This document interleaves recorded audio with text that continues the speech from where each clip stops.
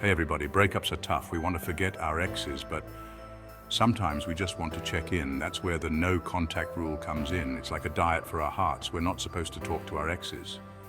This is supposed to help us heal and move on, but it's way harder than it sounds. It's like resisting cookies on a diet. Those cookies are our exes, just one text. But one text often turns into a whole conversation. Then we're back to square one. So why is this so hard? Emotional triggers, they make us do things we didn't mean to do. Stay tuned, you won't want to miss it. Okay, so what are emotional triggers anyway? Imagine you're having a chill party in your mind. Everything is relaxed and calm. Suddenly, an uninvited guest shows up. An emotional trigger. They barge in, crank up the music, and start a conga line of bad decisions. Emotional triggers are like those party crashers. They're thoughts, feelings, or situations that set off a strong emotional reaction in us. They can be anything, a song, a place, a smell, even a certain time of day. And when they show up, they can totally hijack our brains and make us act out of character. Emotional triggers can make us forget all about our goals and boundaries. We might be determined to stay strong and ignore our ex. But then, bam! An emotional trigger hits us and we're texting them before we can even stop ourselves. The ancient Stoic philosopher Epictetus said it best. It's not what happens to you, but how you react to it that matters. Wise words, Epictetus, wise words. We can't always control what triggers us, but we can learn to control our reactions. And that's the key to conquering the no contact rule.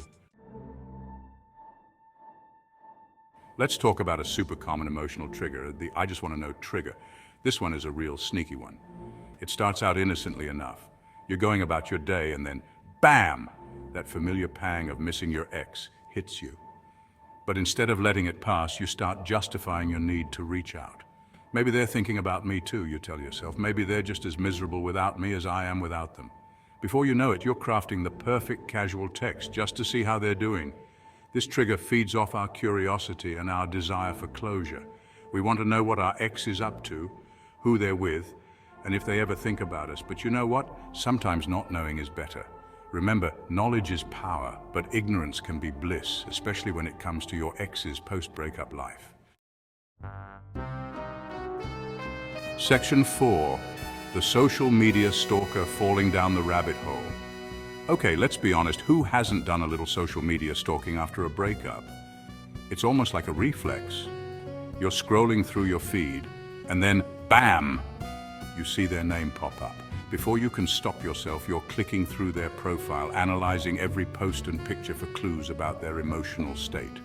This, my friends, is the social media stalker trigger in action. It's a powerful one because it plays on our insecurities and our need for validation. We start comparing ourselves to their new life, wondering if they're happier without us. As Seneca, another wise Stoic dude, once said, "There is no great genius without some touch of madness." And let's be real, obsessively checking your ex's Instagram is a little bit mad, right? So what's the solution? Unfollow, block, do whatever you have to do to resist the temptation to cyberstalk. Trust me, your mental health will thank you for it. Section 5. The what-if tornado overthinking and imaginary conversations. Ever find yourself replaying old conversations in your head, trying to analyze every word and gesture? Or maybe you create elaborate scenarios in your mind about running into your ex. This, my friends, is the what-if tornado trigger, and it's a one-way ticket to overthinking city. This trigger thrives on our anxieties and regrets. We start dwelling on the past, wondering what we could have done differently. We imagine conversations that will never happen and create outcomes that are entirely fictional. Remember what Marcus Aurelius, the Emperor of Rome and a Stoic superstar, said, "You have power over your mind, not outside events." Realize this, and you will find strength. We can't change the past, but we can choose to focus on the present and create a better future. So next time you feel a what-if tornado coming on, take a deep breath and remind yourself that you're in control of your thoughts. You got this.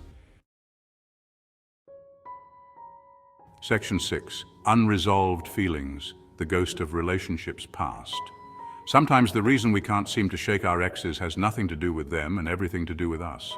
Unresolved feelings from past relationships can linger like a bad smell, making it hard to move on. Maybe you never got closure, or perhaps there are things you wish you had said or done differently. Whatever the reason, these unresolved feelings can create emotional baggage that we carry into our next relationship, making it harder to fully commit or be present.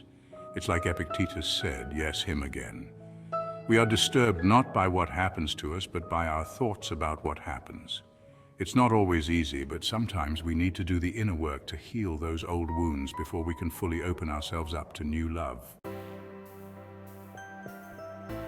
Section 7. Taming the triggers. Tips for staying strong. Let's talk about dealing with emotional triggers and staying strong. Self-awareness is key. Pay attention to your thoughts and feelings. Notice when you're starting to feel triggered. Develop strategies for coping with them. Find healthy distractions. Call a friend, go for a walk, practice self-care. Eat well, sleep enough, and exercise. Talk it out. Reach out to a therapist if you're struggling. Emotional resilience takes time and effort. Be patient and celebrate your progress. Share your tips and experiences in the comments below. Don't forget to like and subscribe for more relatable content.